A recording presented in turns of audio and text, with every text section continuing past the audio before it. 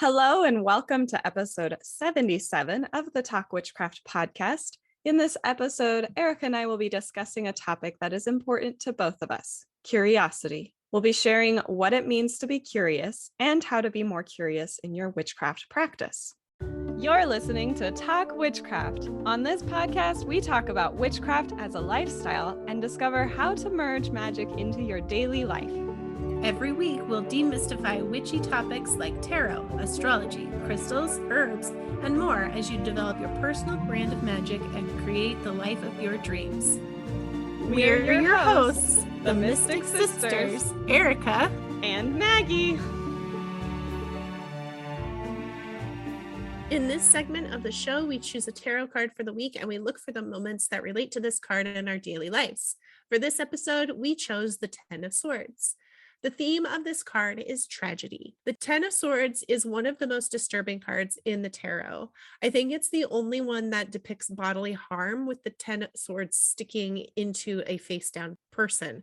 It's very reminiscent of like a murder drawing or a murder drawing outline thing. Some people say that this person is only injured, but even if that's the case, this is going to be a really long recovery for them. It's also like the Monty Python line, "'Tis but a flesh wound," when the knight has his arms and legs cut off. So this card is not great to see. It's a barrage of hardships hitting you one after the other, and you don't even have time to pull out one sword before another one hits. You can't really start the healing because you keep getting hit with another hardship and another one and another one. But there is a hopeful aspect of this card, and that is that this is rock bottom. You can't go lower than this. This is the end of the suffering. Everything bad that has been coming your way is going to stop at this point, and you can start that healing process. And we can see this because if we look at the horizon, the sun is rising in the picture. There's that saying, it's always darkest before the dawn, meaning you're at the darkest point and the sun is rising. So Erica, do you have a story about a time where you were at the rock bottom and you stayed down because it was time to just let those things keep hitting you, and then you knew that it was time to heal once you could pull those swords out again? So this is going to sound terrible, but I think it's going to be the events that happened at your wedding. And not because it was your wedding, because that was a glorious and magical day, but it was when my ex made her true colors known and tried her darndest to drive that final wedge between me and my family and hit me with a lot of swords. In that moment, the only thing that I could do was drive her home. And that meant I had to leave the wedding festivities. It meant I had to leave Miss Maggie behind and couldn't celebrate with her anymore. But I needed to get her away from that event so that Maggie could celebrate. I mean, it worked because I didn't realize how bad things were on the day. All of that was shielded from me and Dana. That effort that you put in did protect me from it. So that was me just laying down and waiting for it to pass. But it was then the sun was rising of showing that this is not a good place to be and that I needed to figure out a way to get out. I think that often happens with big events. That's when people do show their true colors. It took having a big family event for the sun to rise again. In some ways, that was a low point for our family in general. Noticing Erica pulling away from us in times and making a conscious effort to make sure that she couldn't do that. And that was what kind of led to you joining the podcast, even after we started doing our sacred reading calls, which I specifically wanted to do because of what I was noticing in that relationship with you, was wanting to make sure that we had a weekly setup where I could talk to you. And then that eventually led to like even more talking on the podcast. If you ever want to do a vow renewal, I would show up with all the bells and whistles. Let's just say that, because I didn't get to experience your wedding in the way that I wanted to. And I'm glad that you had the wedding that you wanted and that I was able to protect you from it. But it meant that I had to take a lot of stab wounds to get through it. Let's move on to happier things. Well, let's hear your sad story and then we'll move on to happier things. So I guess for me, I will talk about the series of events leading up to COVID. We had just lost Poppy, which we've talked about on the podcast, our grandfather. So we were all very sad about this loss and trying to figure out what that meant for our family. And then I was in Colorado for his memorial service. We were moving Anna into her new home because she had been very sick in the hospital for several months. On my way back to Florida from the memorial service, after getting her all settled in and thinking everything was fine with her, I got a text. It was just a support text of I love you all so much. And I thought it was just a nice, oh, thanks, cousin. And it turns out that was because Anna had also passed away. So then I was kind of, collecting that information and trying to make my way home from the airport. I remember laying down on the couch, just facing the pillows and crying off and on. I think I was feeling the loss of both of them. I think I had been kind of in a state of denial with Poppy's death. And having the news that Anna was also gone, I felt it all amplified. And I was also feeling sad because I wasn't there anymore. I wasn't able to be with the family. And I had just been with the family in kind of a celebratory way, celebrating Poppy's life at the memorial, and then also celebrating Anna's fresh start moving out of the hospital. And then just a week, I think the COVID shutdown started. So any sort of support of being with the family or being with anybody, so friends or anything to cheer me up, that was impossible as well. It was just me and Dana hanging out in our apartment. And I know a lot of people went through that same exclusion from society. We all went through that at the beginning of COVID. It really did feel scary. It's weird to think back on it now that we're not through it, but we're kind of on the other side of that really scary, uncertain time, which is such a stupid phrase now. All the commercials were we're in this together in these uncertain times. It was a scary time and we didn't know what was going to happen. And we didn't have any information. The other piece of it, with you being in Florida and us being here in Colorado, you weren't able to go through their house. You weren't there at the estate sale. You weren't there for when we spread their ashes. And we would have been able to have a memorial for Anna the same way that we did for Poppy. Just all of these little things that normally you would have been. If it hadn't been COVID, you would have landed in St. Pete probably the next week, turned around and come back. That time did feel like, here's a stab, here's a stab, here's another stab, here's another stab.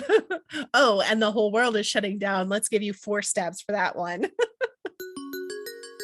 Are you ready to switch to our main topic for the week? Yeah, so we are talking about curiosity and witchcraft. When we're talking about curiosity, I think it's, as usual, important to talk about what we mean when we say this word. This is a desire to know and understand what is happening around you.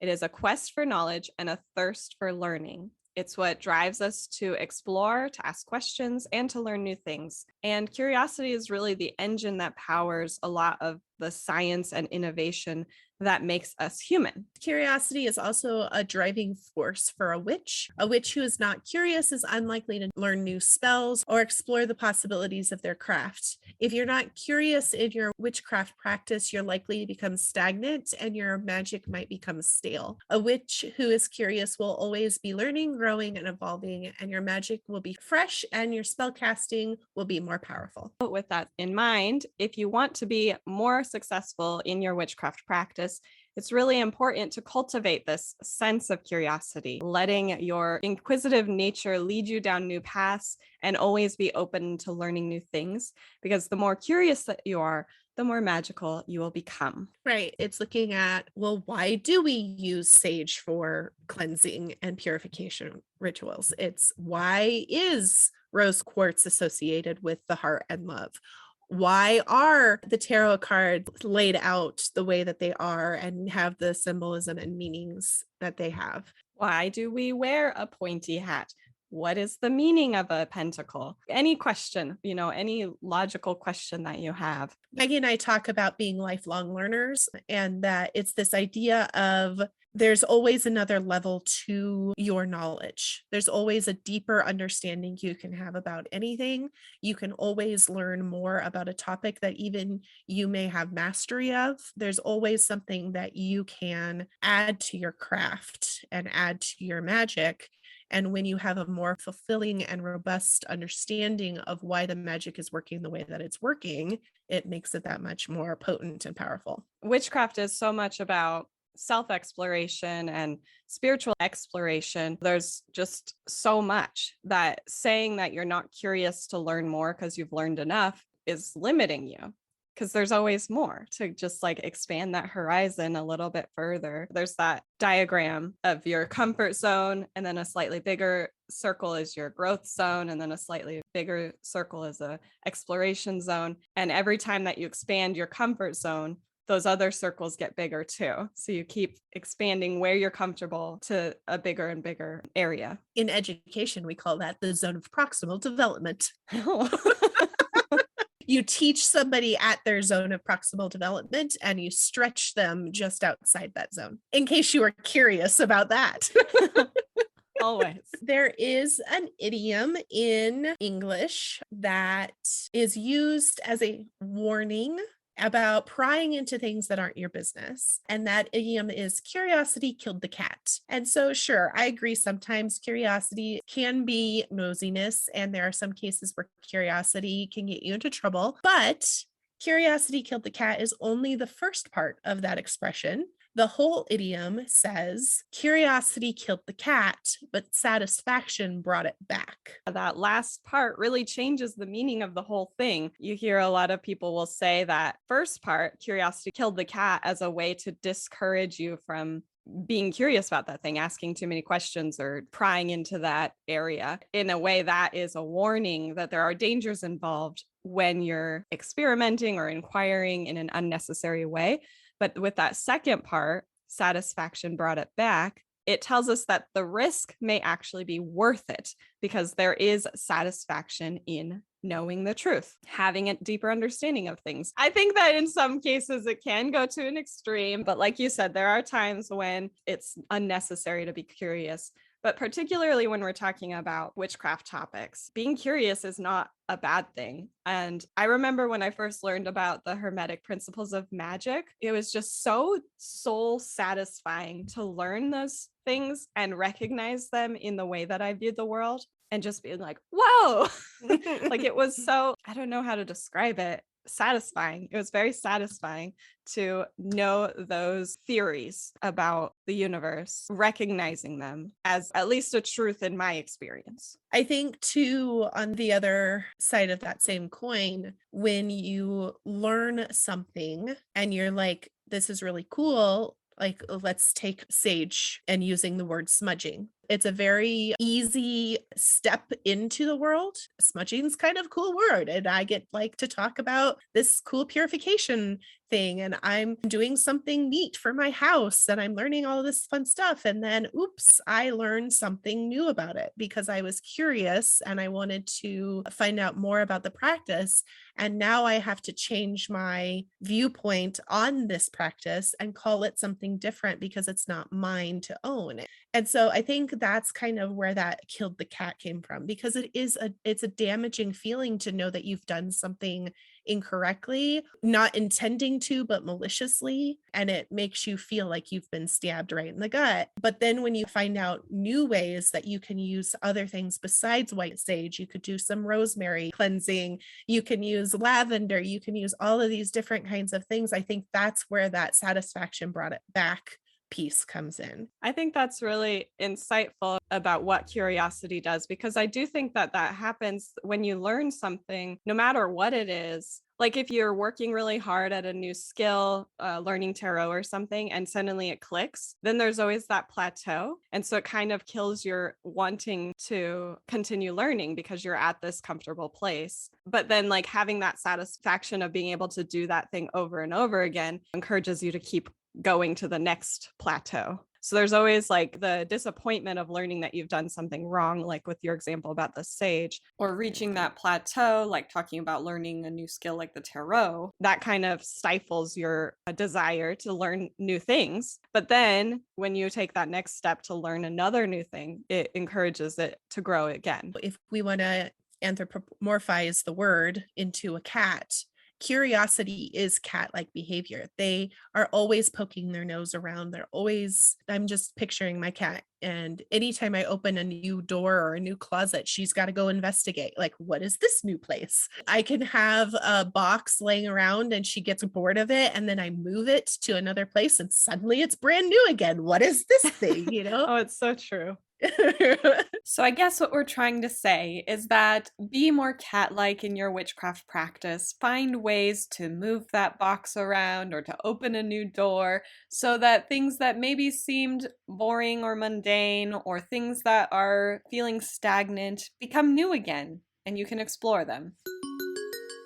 Maggie got me this Oracle deck of self-care activities. It was made by Deja Osborne, and it is called My Quality Time. I don't know if I've talked about the pictures because it's hard to talk about the pictures in an auditory medium, but they are wonderful watercolors. They're just beautiful. So if you want to go support Miss Osborne, then I highly recommend it. So this one is perfect for Maggie and me. I've seen it go through the shuffle multiple times and I've been waiting for it to come up, and it is puzzle. So just some history about our family. We are a family of puzzle makers. I think our parents probably did like 6 to 10 puzzles during all of COVID. Yeah, during the lockdowns, it seemed like it was like a puzzle a week, basically, is what it seemed like they were doing. We all 4 of us have a different approach to the puzzles. I like to Mod Podge them and keep them as artwork because I don't like to take apart the work. Our parents are the opposite. They put it together. They'll leave it up for like a day or two so they can look at it, enjoy it, and then they crumple it all up and put it back in the box. And they trade puzzles with people too. So that's part of it, is they're like, okay, well, we did this one, let's give it to our friends. And then I have like 4 puzzles that I own, and I just like to do them over and over again, even though I already have figured out that weird piece that's got that teeny white tip, it doesn't go where you think it does. It goes in this other spot. And I know that now. There's been research done on the idea that like rereading a favorite book is good for your mental health. There's a safety in knowing what's to come. And then also part of like that curiosity piece of you learn something new each time you do it. So I think that's why you do puzzles that way. For my puzzle this week, I'm going a little outside the box. Ha ha ha, pun intended. And I purchased for myself as a special little treat the Lego Van Gogh Starry Night. You weren't supposed to do that. Why not? Because you were asking for it for a gift. No, I went Titanic. Oh, you went the okay. The Titanic is very expensive, and Van Gogh Starry Night was only medium expensive.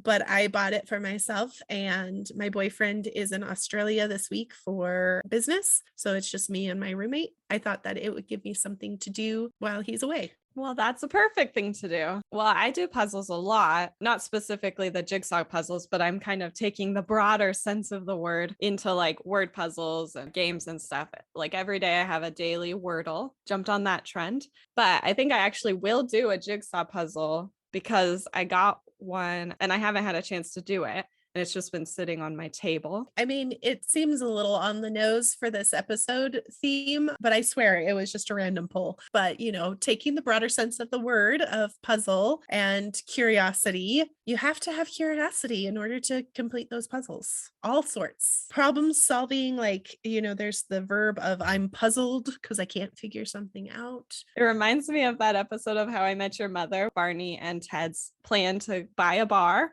and they're going to call it Puzzles because people will ask, why is it called Puzzles? That's the puzzle. On that note, we're going to tell you about different ways to be curious, particularly with your witchcraft practice. The first way to do that is to ask questions, to encourage the question by creating a situation where there is a question. And also, when something comes up and you're confused about it, don't assume that you know things. Ask a question. I don't particularly care for this philosophy of street epistemology. What's street epistemology? I will tell you. Street epistemology is a conversational tool that helps people reflect on the reliability of the methods used to arrive at their deeply held beliefs. Why do you believe there's a God? Why do you believe that the sky is blue and the grass is green? It's looking at these things that we just believe to be true, and it forces people to question that fundamentally held belief. I think that there are lots of good things about it, but I do think that it stems in misogyny and elitism. And so I have a few problems with it. I am not endorsing street epistemology at all, but I do find some of their practices interesting because their main one is to ask questions. Their main one is to start with the fundamental truth that people believe, say, okay, well, why this? What would happen if this? How do you reach that conclusion if this is also true? I think the structure of it has merit, as always, with a lot of philosophies, but a lot of people who practice this come from a place of, I know better than you and you are stupid. So I think that if you can ask questions kindly and with genuine curiosity to help people explore why they hold the beliefs they do, this is a good thing. But I don't think that you should come to it from a place of, I know better than you and you are wrong. Which leads us to another thing that you can do while asking questions, and that's thinking about how you interact with people online. Yeah, what I've observed with online interactions, I think so many people want to be the expert in everything. And that's not the case. If we were having a conversation face to face, you don't automatically assume that you know more than the person you're talking to. But when you're online, it just seems like so many people just automatically go to this place where everybody else is stupid. And so when somebody writes something or makes a comment or does anything, the first response is often, well, actually. The one that I remember and hold on to a lot, it was right around Lunasa, and I had written what Lunasa represents. It's the first harvest, the tapering off of summer and beginning of fall that Maggie and I have kind of talked about, shifting the idea of when the seasons start. I wrote Happy Fall, and a professor of mine that I hadn't really talked to since I graduated came on and said, well, actually, fall doesn't start until the equinox. She skipped my entire post about what Lunasa means to me and why I feel this way, and only went to my statement of happy fall, came in with this, like, I know better than you. And it really rubbed me the wrong way. She couldn't just accept a new viewpoint. She had to come in and be like, zing, I got you. A way to approach that, and something after that brought it to my attention of how I want to approach online conversations, is when I see something that doesn't make sense to me or that I want to say, well, actually, to, instead asking a question like, that's interesting. Why do you believe that? Sort of like that street epiphysology you said. Epistemology. Exactly. If this professor had come in, like, I celebrate fall at the equinox, why are you saying it now? Any sort of like questioning behavior or wanting to show curiosity and learn more, I wouldn't have gotten so prickly. I wouldn't have reacted the way that I did. I would have wanted to educate, because that's part of my viewpoint on life, is to teach and to help others learn and be curious. And another thing when it comes to like being curious in your witchcraft and asking questions is you can use divination in order to help you answer those questions. Oftentimes with divination, it's not always about finding truth. It's more about exploring options and exploring ideas and finding inspiration. So you wouldn't necessarily be able to ask, why do you celebrate the first day of fall on Lunasa, and get an answer? But being curious in terms of like self and spiritual exploration, where it's not necessarily like truth finding, you can ask questions of the tarot or any form of divination, bibliomancy, scrying, the runes, all of them. What should I do about this job? What should I do about this problem that I have with this person? How do I create this piece of artwork that I've got in my brain? What would be the next action for this situation that I'm in? What advice do you have for making this choice versus making this other choice? That's kind of where you go with divination, is answering questions. The other thing that you can do to help you answer questions, which we will talk about both more in depth, is by doing research and by doing experiments. You can find all sorts of information about witchcraft all over. You can absorb information by reading, by looking in books, witchcraft publications, online or in print, blogs. If you're more of an auditory learner, then you might want podcasts or videos. And then experimentation, which again, we'll talk about later, is if you're more of a kinetic learner. You can also learn from witches in your community, whether that's online or in person. And that is a way to have your questions answered. Regardless of how you collect your information, it's important to be critical as you research. The internet is vast and huge, and anyone can publish anything that they want with no manner of any sort of truth or logic behind what they say. Having said that, there are tons of wonderful sources of information about witchcraft that you can learn a lot from, but be cautious of the scams, details that are really just someone else's opinion, falsehoods and lies, and things that may challenge your own personal ethics. So we'll share some tips quickly to help you be a critical researcher when it comes to researching witchcraft. The thing about researching spiritual topics is, again, there's not necessarily one true thing when thinking about like peer review and things like that. That's not necessarily the thing that you're going to find because there's no scientific study of a spiritual practice. We'll talk about some of the things that will help you to find reliable information that is not harmful to other people and the community in general. The first thing you should look at is the time period. People have been practicing witchcraft in some form or another for a very long time, and society has gone through many changes in that time. So knowing what the culture of the time period your information came from can help you better understand the content and understand what the lifestyles and beliefs of that time period were. Right. It doesn't necessarily justify if there's problematic things in the text, gendered language, or cis heteronormative practices. It doesn't necessarily make it so that that's the only way that you should practice witchcraft, but it does give you some context. Another thing to think about when you're researching is that there is always a bias. Even published authors have a bias.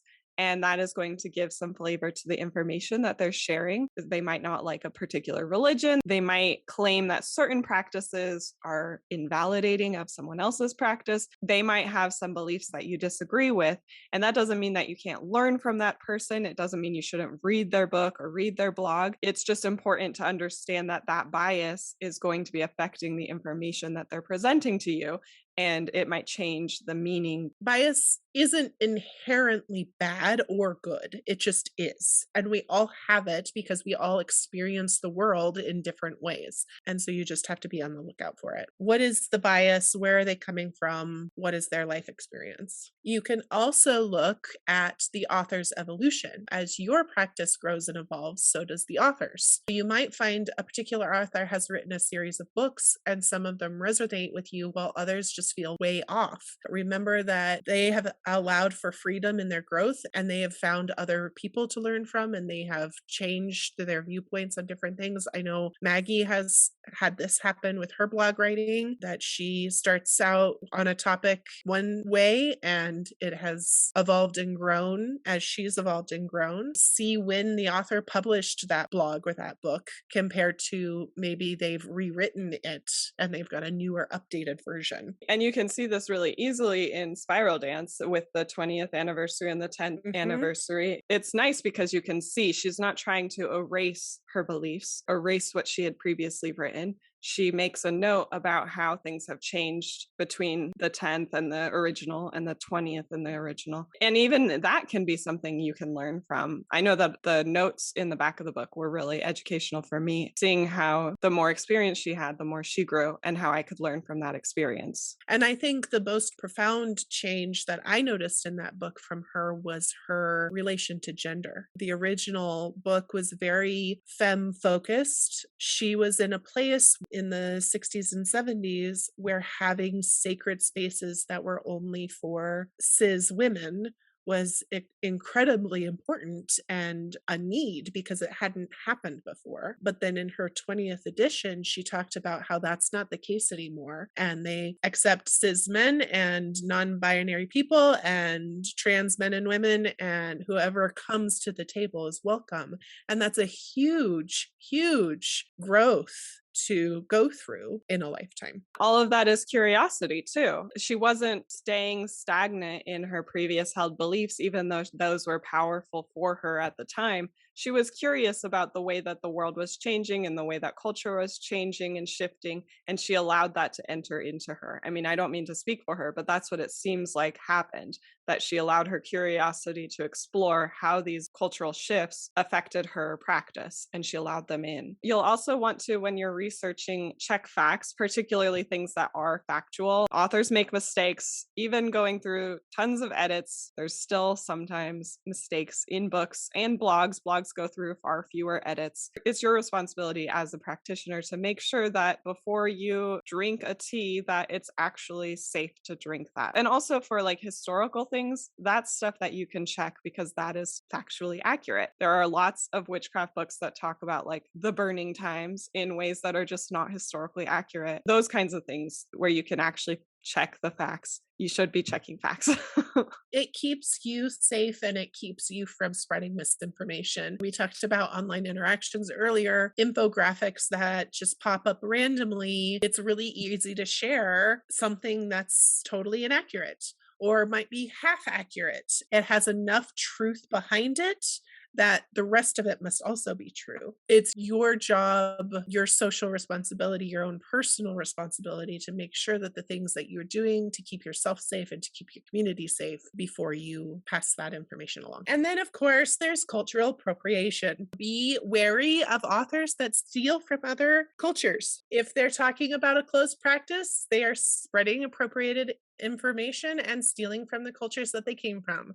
So learn to separate what is viable and accessible to you based on your culture. And I don't think that there's anything wrong with learning about closed practices. I think that's part of the curiosity. Like we were talking about with the saging, smudging, using white sage. The more that you learn about that, the more that you know if that practice is appropriate for you. I think it's really interesting to learn about those things. Learning from somebody who is of that culture, first of all, so that you're not learning from an author who's stolen it. Yes, there is a difference between cultural appropriation and cultural appreciation. Yes, so exactly. Appreciate what they are teaching. Make sure you are learning from somebody who is of that culture and they are willing to teach you so that you're not learning stolen information, and appreciate it for what it is, but don't appropriate it into your own practice because it's not for you.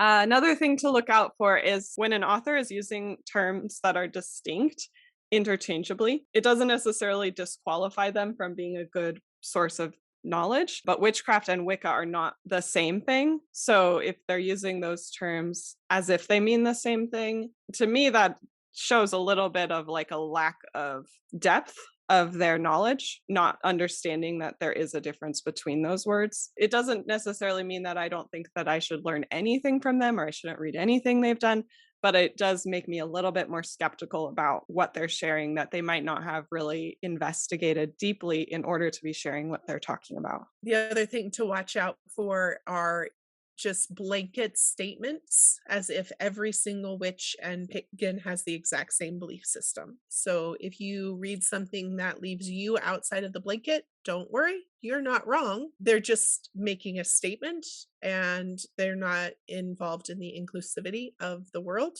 At this point in time, maybe they will, maybe they'll grow and be curious and learn. Just trust your beliefs and ethics and comfort over their opinion. And then just as a final note, when you're researching online publishers, as we talked about before with the internet in general, there is a lot more freedom for people to just publish whatever they want. And, you know, I think that learning from blogs or YouTube or podcasts is great. We might be biased because we are a podcast, but it's just important to remember that blogs are less edited, and podcasts and YouTube and everything. There's less eyes on that, which means that there is a greater chance that what you find in there is going to be less accurate. And that isn't to say that it's not valid. There is definitely an elitist belief that books are the only way to learn. There are lots and lots of different ways to learn. But when you are online and you are learning from them, it is just one person with their opinion. And it's always good to have a healthy dose of skepticism. And there are tons of books that are even less edited, less professional, more opinion-y than blogs can be. So, yeah. Oh my gosh. So my mom got me, or was going to get me for my birthday, a book that I had put on my Amazon wish list. And so she bought it and she got it. And Maggie can attest that it was the worst formatted and worst written book that we have ever seen. It wasn't even a book. It was a collection of this person's like sketches. And I don't mean to, I'm not an art critic or anything. I don't know that much about art, but it was like literally somebody's sketchbook that they hadn't finished, is like pencil lines. Each page was like one sentence. It was like how to be a cottage witch. And then each page was like drink tea. And that was the whole page. That was the whole page. And like a sketch drawing of tea. Yeah, a pencil line drawing of tea. With the way that publishing is now, it's like basically a step up from just like someone's opinion on a blog. So many people can self-publish. Some publishers are not worried so much about like good content. They just want to get more content out. But just in general, I guess we don't even need to talk about it as publishing. Just like in general, there's a lot of crap out there. And so reading as much as you can, reading or listening or whatever, however you learn best, is going to help you, because you'll be able to sift through all the crap to find the morsels of gold. And then if you are somebody who is more of like an experimenter, if you learn things better by just trying it yourself, you can't stand reading or listening to other people talk, which you're probably not listening to this podcast now if that's you. But experimenting is a great way to have your questions answered, to ask those questions and then to answer them, because you'll be able to see the results right in front of you. I have been told by my boyfriend that there's an element of this experimentation in me that he doesn't have, that I just like, well, let's try it. Let's see what happens. And he hasn't quite gotten to his growth point of being able to just let go and let live. And like I said, as you're reading, you're probably going to be finding things that conflict with each other. That you're probably going to find things that don't really make sense. And so being able to experiment and just try it, like, well, this author says this and this author says this, so I'm going to try it. Let's just try it and see what happens. And then that observation that you can glean, it's a new word for me, is how you'll kind of determine which works for you. It doesn't mean that one person's wrong and another person's right. It just means that the one way is what works for you specifically. And I think this is one way to kind of combat the cultural appropriation. We talked about this in our episode about how to practice without cultural appropriation. Making things up yourself is one way that you're not going to be stealing someone's culture, but also just making things up is how you can just like see if something works. Mm-hmm. Like there's definitely value to things that have deep roots in a culture, and there's grooves in the collective mind. There's these thought forms. That thing works this way, and the universe understands that rose quartz goes with Venus. But there's nothing wrong with like, well, I'm going to try hematite, just using hematite as a representation of Venus. I mean, it's not even the worst example I could probably think of, because I could make an argument for why anything goes with anything. Hematite is a very earthy stone. Corresponds with the blood. And Venus is about the heart, which is the pumping of the blood. There's the connection.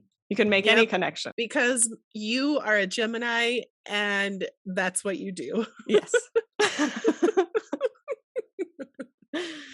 You could argue around anything and have everybody agree with you by the end of it. This episode is brought to you by Peppermint.